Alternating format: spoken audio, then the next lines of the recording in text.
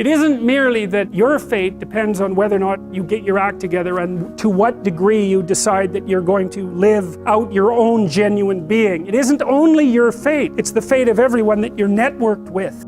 How would you go about getting your act together? And the answer to that, it's something like, look around for something that bothers you and see if you can fix it. If I wanted to spend 10 minutes making this room better, what would I have to do? And you have to ask yourself that. And things will pop out in the room. There's a stack of papers over there that's kind of bugging you, and you know that maybe little order there would be a good thing. And there's some rubbish behind your computer monitor that you haven't attended to for like 6 months. And I would say, start where you can start. If something announces itself to you as in need of repair, that you could repair, then hey, fix it. You fix 100 things like that, your life will be a lot different.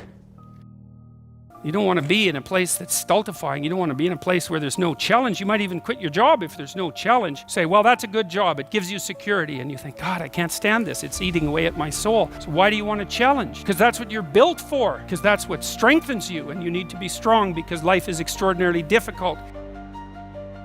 Sit on your bed one day and ask yourself, what remarkably stupid things am I doing on a regular basis to absolutely screw up my life? And if you actually ask that question, but you have to want to know the answer, because that's actually what asking the question means. It doesn't mean just mouthing the words. You have to decide that you want to know. You'll figure that's out so fast it'll make your hair curl.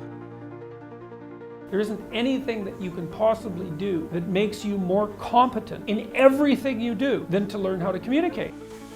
Imagine that you were taking care of yourself like you were someone you actually cared for. And then you thought, I'm caring for this person. I would like things to go as well for them as possible. What would their life have to be like in order for that to be the case? Well, people don't do that. They don't sit down and think, all right, let's figure it out. You've got a life. It's hard, obviously. 3 years from now, you can have what you need. You can't have everything. You can have what would be good for you, but you have to figure out what it is. And then you have to aim at it.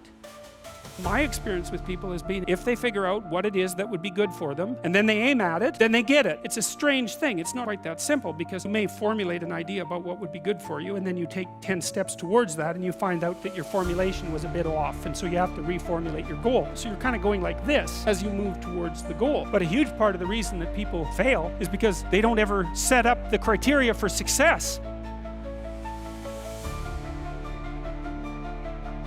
Despite the fact that life is a tragedy tainted by malevolence, at every level of existence, there's something about the human spirit that can thrive under precisely those conditions if we allow that to occur.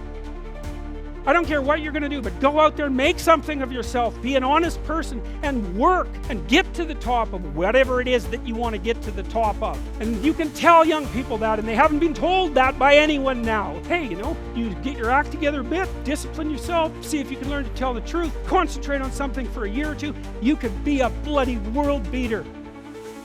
Miss many times, because you have to do that to develop the skill to hit the target, so you're not willing to take the risk to miss, and that's the sin. And then you miss your life, and then what happens around you is that there's far more hell than there has to be, and there's much less heaven than there could be, and it's on you.